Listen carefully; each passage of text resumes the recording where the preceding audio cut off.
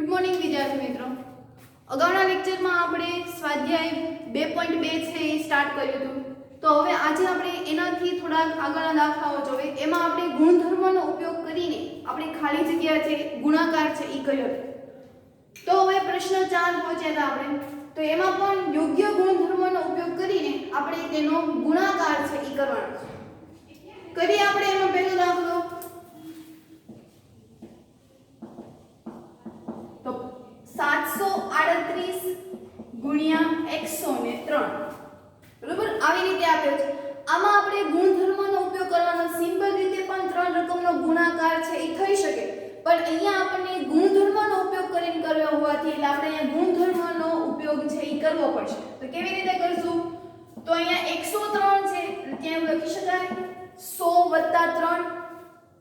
103 એટલે 100 + 3 એટલે એ પણ 103 થાય.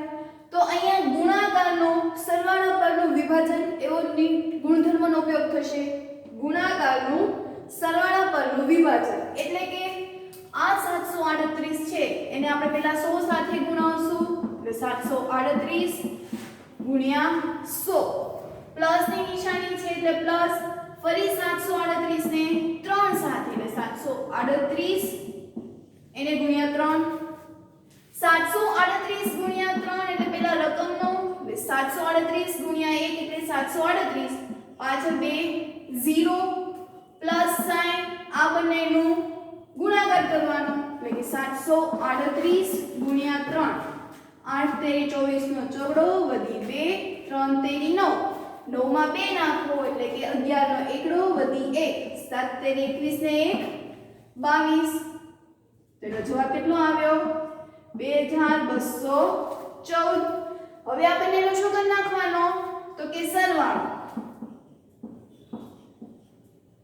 તો 73800 વત્તા 2214, 0 વત્તા 4 એટલે 4, 0 વત્તા 1 એટલે 1, 8 ને 2 10 વધી 1, 3 ને 2 5 ને 1 6, ઉપરથી ઉતાર્યા 7. તો એનો જવાબ કેટલો આવશે? તો કે 76014. તો અહીંયા આપણે ગુણધર્મનો ઉપયોગ કરીને ખાલી ગુણાકાર છે કર્યો. એના પછી તો 854 ગુણ્યા 102. તો 102 છે એટલે ત્યાં કેવી રીતે લખાશે? તો કે 100 વત્તા 2. 854 ગુણ્યા 102. તો 854 ગુણ્યા 102 એટલે કે 100 વત્તા 2. હવે તો કે કૌંસમાં રહેલા બંને પદ સાથે ગુણાશે એટલે કે 854 ગુણ્યા 100. હજી 854 ને 2 સાથે એટલે કે 854 એને ગુણ્યા 2. ગુણાકાર કરીએ તો 854 ગુણ્યા 1 એટલે 854, પાછળ 2 0 વત્તા આ બંનેનો ગુણાકાર 4 દુ 8, 5 દુ 10 વધી 1, 8 દુ 16 ને 1 17. ગુણાકાર સરવાળો કરો તો 85400 વત્તા 1708. 0 વત્તા 8 એટલે 8, 0 વત્તા 0 એટલે 0, 7 ને 4 11 વધી 1, 5 ને 1 6 ને 1 7, ઉપરથી ઉતાર્યા 8 એટલે કે 87108 બરોબર. એના પછી તો કે 258 ગુણ્યા 1008. હવે અહીંયા તો 100 વત્તા 3 એવી રીતે કર્યું હતું, તો આમાં પણ એ રીતે જ કરીશું 1000 વત્તા 8. તો 258 ગુણ્યા 1000 વત્તા 8. ગુણાકાર કરીએ તો આ 258 ને પહેલા 1000 સાથે ગુણાવીએ એટલે 258 ગુણ્યા 1000, વત્તાની નિશાની છે એટલે વત્તા, આ જ 158 ને 8 સાથે તો 258 એને ગુણ્યા 8. 258 3 પાછળ 0 વત્તા 258 ગુણ્યા 8, 58 ગુણ્યા 8 64 ચોગડો વધી 6 5 અઠ્ઠા 40 40 માં 6 એટલે 46 નો છગડો વધી 4 8 દુ 16 16 માં 4 નાખશો એટલે 20 એટલે 2 4 64 આડો સરવાળો છે એટલે એકમ એકમનો સરવાળો કરીએ 0 4 4 0 6 6 0 0 0 8 2 એટલે 10 વધી 1 એટલે એ કેટલું આવશે તો કે 2,60,064 બરોબર। એના પછી ચોથો દાખલો તો એમાં પણ 1005 આપેલું છે તો 1005 એટલે શું કરશું 1000 વત્તા 5 1005 ગુણ્યા 168 તો 1000 વત્તા 5 એને ગુણ્યા 168 તો અહીંયા પણ આ જ નિયમ કે આ 1000 ને 168 સાથે ગુણાવો હજી આ 5 ને 168 સાથે તો 5 ગુણ્યા 168 168 ગુણ્યા 1 પાછળ 3 0 વત્તા 168 ગુણ્યા 5 5 અઠ્ઠા 40 ની 0 વધી 4 6 પંચા 30 30 માં 4 નાખો એટલે 34 નો ચોગડો વધી 3 5 એકા 5 5 માં 3 એટલે કે 8 જવાબ આવ્યો 840 હવે આ બંનેનો શું કરી નાખવાનો તો કે સરવાળો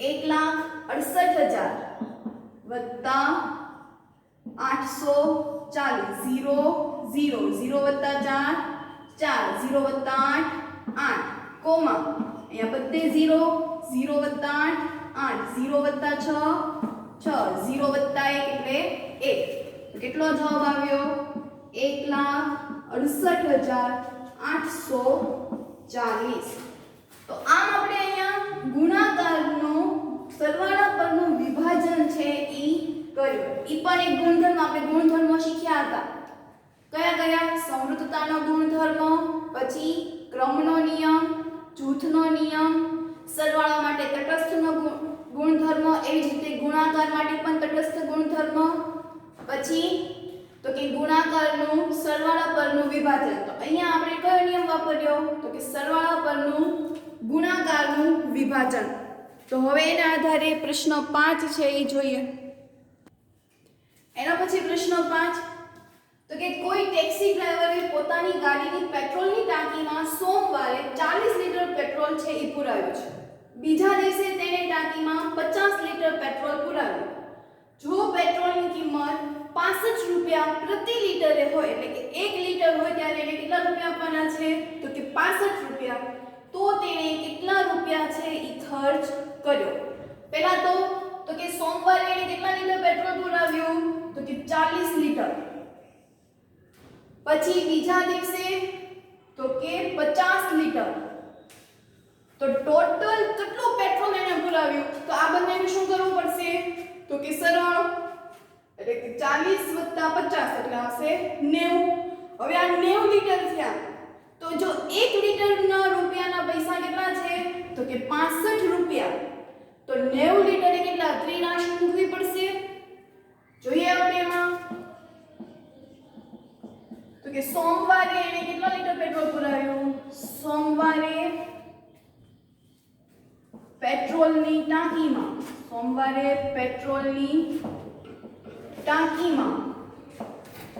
40 લીટર પેટ્રોલ પુરાવ્યું બરોબર બીજા દિવસે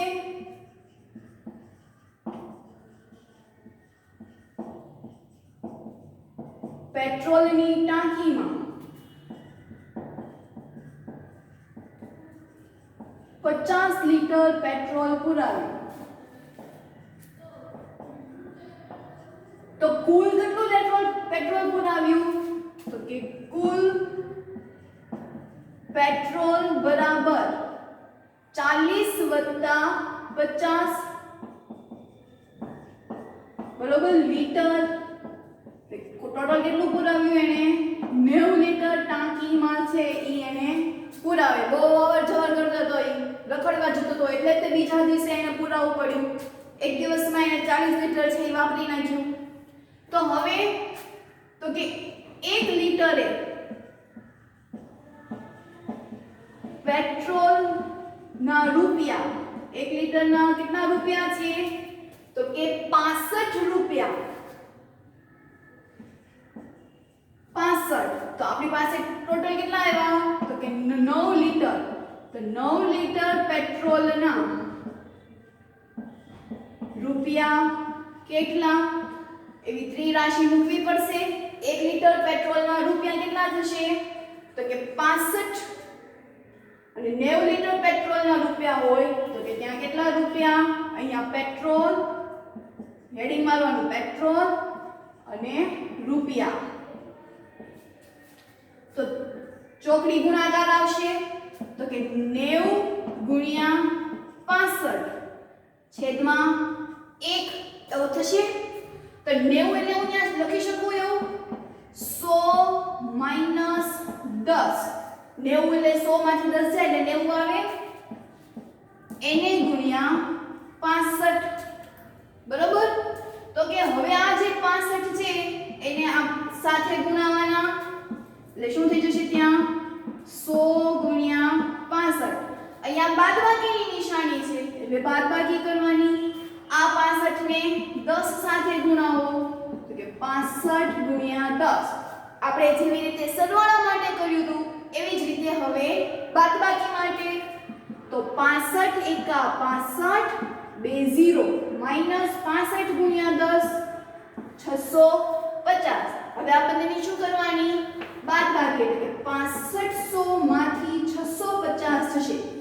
0 માંથી 0 એટલે 0. 10 માંથી 5 નો જાય એટલે ત્યાં 10 કો લેવો પડશે એટલે બાજુમાં ઘટી જશે એટલે કેટલા થઈ ગયા 5 માંથી ઘટી જાય એટલે 4. પછી જો 4 માંથી 6 નથી જતા એટલે ફરી 10 કો લેવો પડશે એટલે ઉપર થઈ ગયા 14. હવે એને કોની પાસેથી લીધા હતા 6 પાસેથી તો 6 માંય ઘટી જશે એટલે 10 માંથી 5 જાય એટલે 5. 14 માંથી 6 તો 6 પછી ગણો 14 સુધી તો 7 8 9 10 11 12 13 14 કેટલા આવ્યા 8.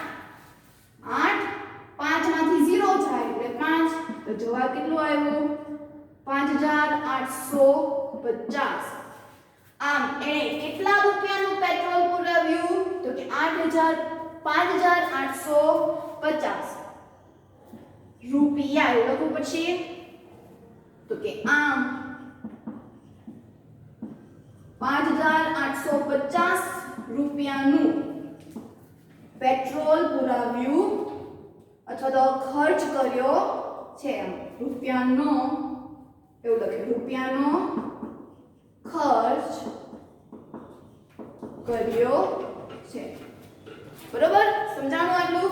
શું કર્યું પહેલા તો કે સોમવારે એને 40 લીટરનું બીજા દિવસે 50 નું લઈ કુલ પેટ્રોલ કેટલું વાપર્યું એને તો કે અહીંયા એને કુલ પેટ્રોલ 90 લીટર છે એ વાપર્યું.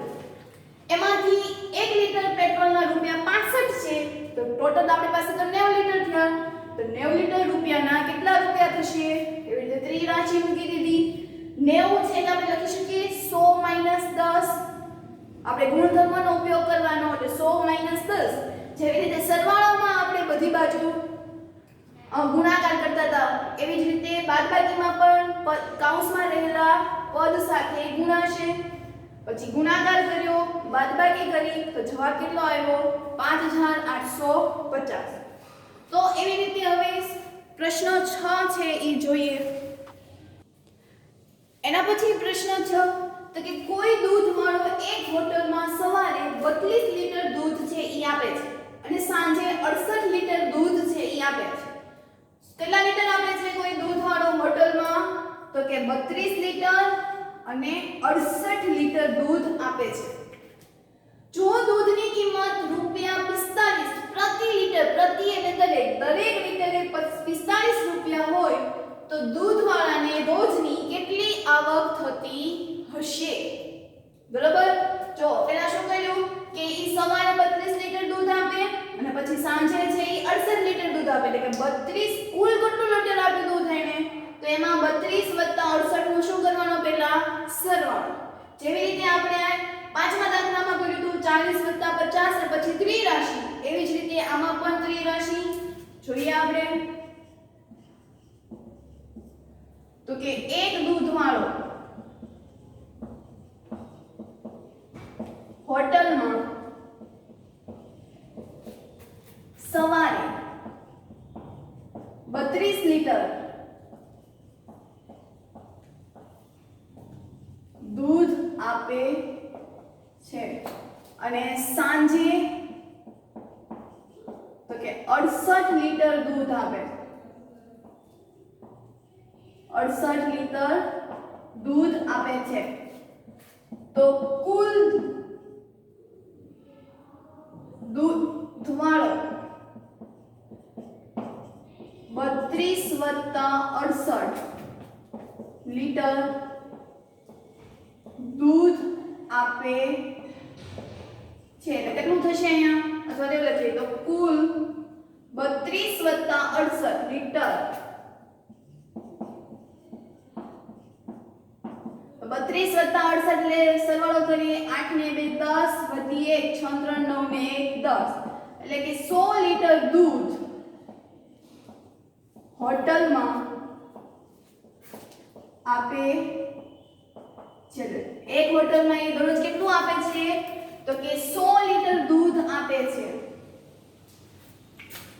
હવે એવું કીધું કે જો દૂધની કિંમત 45 પ્રતિ લીટર એટલે કે 1 લીટરે 45 રૂપિયા, જો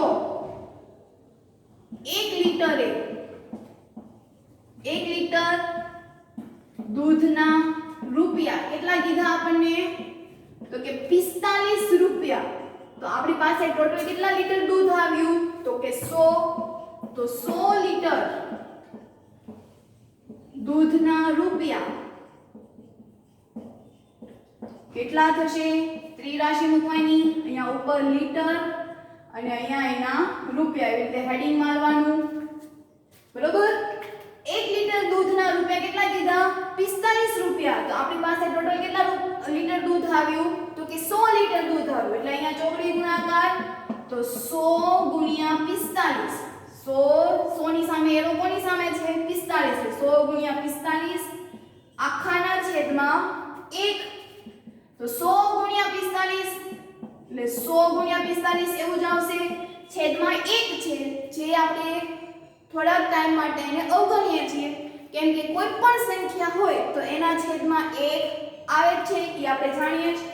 તો 100 × 45 એટલે 45 × 45, પાછળ બે 0 છે એટલે અહીંયા પણ બે 0 રૂપિયા. તો આમ એને રોજના કેટલા રૂપિયા મળતા હશે, તો કે 4500.